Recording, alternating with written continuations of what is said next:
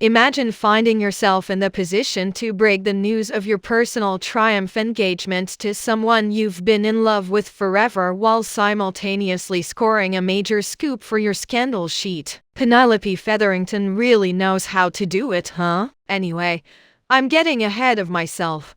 Penelope and Colin have just had a rather eventful carriage ride, after which Colin has dragged Penelope into his family home to tell his assembled siblings and mother that they are engaged. Penelope's nervous, but she shouldn't be. Everyone is overjoyed. Well, almost. Eloise is mad as hell, and with good reason. She pulls her former friend aside and tells her that Pen better confess her secret identity to Colin. She's also mad that Penelope kept yet another secret from her, which is understandable, but also kind of funny. Penelope's feelings were not subtle. But back to the following day.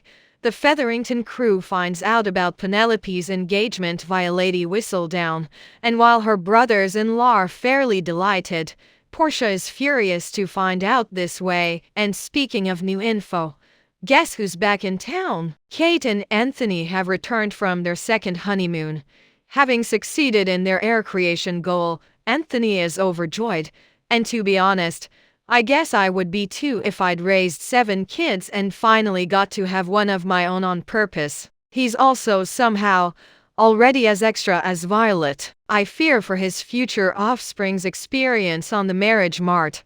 Unfortunately for Anthony, he isn't able to shout their news from the rooftops, because Colin's engagement has everyone in a tizzy. Meanwhile, things keep getting worse for Cressida. Her parents have decided to get her engaged to an older man, which she's trying to process with Eloise. Unfortunately, Eloise just wants to talk about Penelope and Colin, which is infuriating. Cressida's upset, but trying to see the silver lining. She eventually will get to live like Lady Danbury, who is for sure having the most fun of everyone. However, having seen what her earlier years were like on Queen Charlotte, it's hard to root for anyone to walk that exact path. Even Cressida, Benedict and Anthony, like all good siblings, take Colin out so they can make fun of him for getting engaged faster than any previous Bridgerton.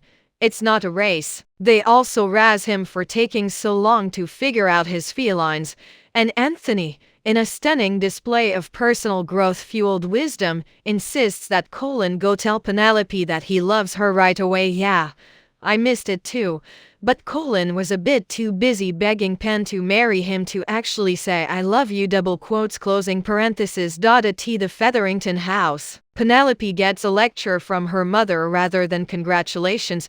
Portia is kind of a jerk, but she's obviously trying to protect her daughter. Just in the most making the assumption that Colin doesn't really love Penelope, and that Pen has entrapped him. Portia argues that Penelope shouldn't lock herself into a marriage if she isn't sure Colin means it. But guess who overheard this whole thing? Colin, and he's mad as hell. He storms in and tells Portia that he loves Penelope, and he's choosing to marry her, and that Portia has been unfair to Pen the whole time.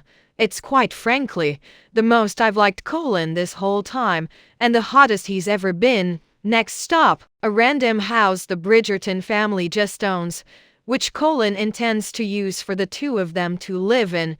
He apologizes for the state of the place, which is nicer than almost any house I've ever been in.